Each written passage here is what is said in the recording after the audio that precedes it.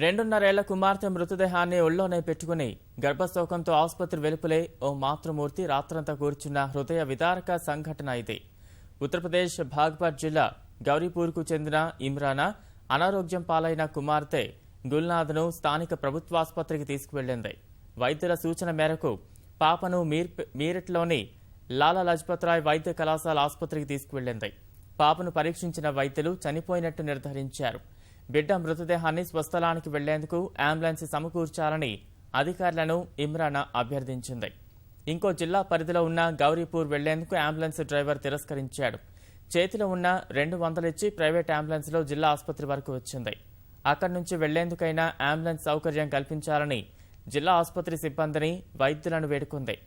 చేతిలో చెల్లి గవ్వలేని దుస్థితి. ఒడిశాలో ఒడిలో కుమార్తె మృతదేహం.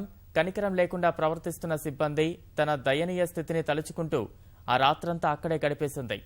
ఆసుపత్రి అత్యవసర చికిత్సా విభాగం ముందే కుమిలిపోతూ కూలబడిపోయింది. మర్నాడు ఉదయాన్నే ఆమె పరిస్థితి తెలుసుకున్న స్థానికులు డబ్బు సేకరించి ఓ ప్రైవేట్ అంబులెన్స్ లో ఆమెను గౌరీపూర్ పంపారు.